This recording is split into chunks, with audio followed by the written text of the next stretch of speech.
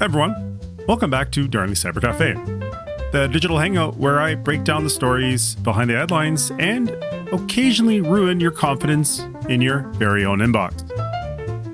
I'm Darnley, and today's episode, it's a reminder that even emails from Google might not be from Google. So picture this. Monday morning, you're half awake, sipping on your first cup of coffee, and you get an email that looks urgent.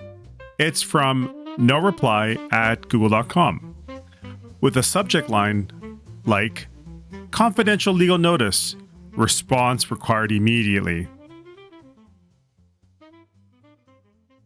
It passes every check. There's no broken formatting, no typos, and it's coming from what looks like a real Google address.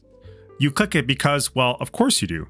And just like that, you're being asked to view documents related to law enforcement subpoena.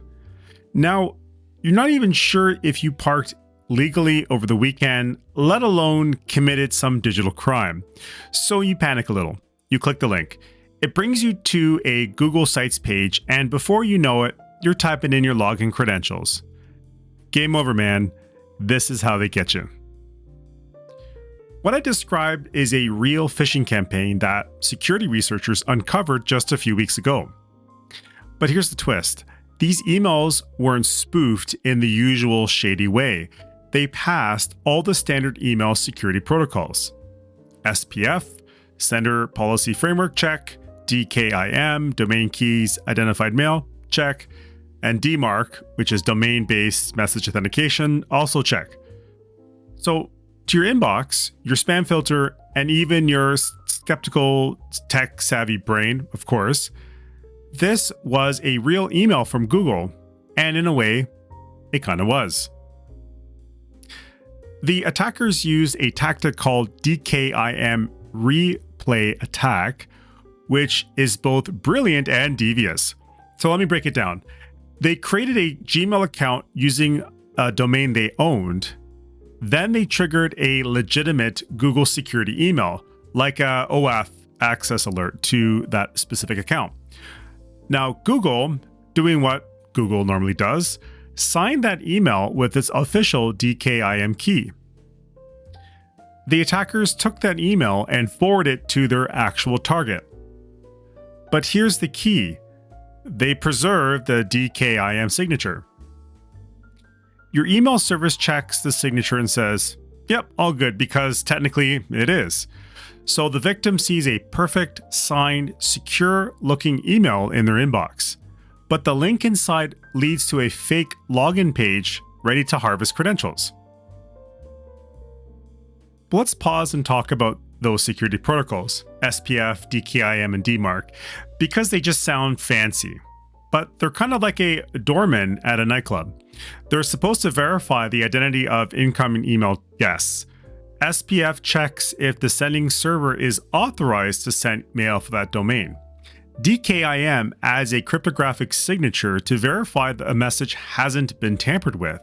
And DMARC tells mail servers what to do if SPF or DKIM fails. So together they form sort of a backbone of modern email security, if that's what you want to call it. But here's the kicker. None of them were built to detect when a validly signed email is reused in a malicious way. That's like someone finding a real signed letter and mailing it to someone else with a different return address.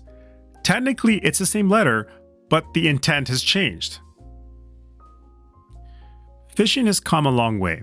So let's do a quick history lesson here. We used to laugh at emails from Prince Al-Moefi offering to share millions if we just send our bank information.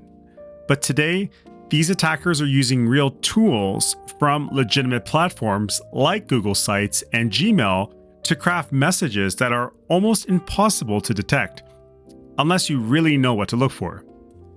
This isn't amateur hour, believe it or not. This is Phishing 2.0, leveraging your trust in tech giants against you. Let me ask you this. If you saw that email in your inbox, clean, no typos, signed by Google, coming from no reply at google.com, would you click? I've asked a few friends, randoms, and colleagues this, and more than half said yes.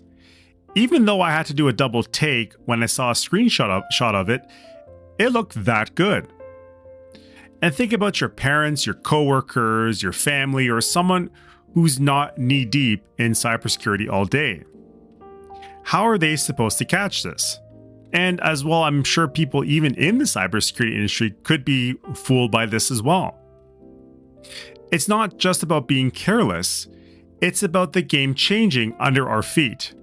2 steps forward, 1 step backward in this industry, as I say. So what do we do when the rules of the email trusts can be bent around like this? Here's a few simple steps to keep in mind. 1, most importantly, slow down. Urgency is the attacker's best friend. They use this tactic for everything. Hover over links. Don't just look at where the link says it goes. Check where your browser says it will take you. Don't log in through emails. If you get an alert that seems real, just go directly to the site. Type google.com in the browser yourself. Be suspicious of law enforcement or account suspension emails, especially if they want you to click on something fast. This all goes back to the urgency abuse.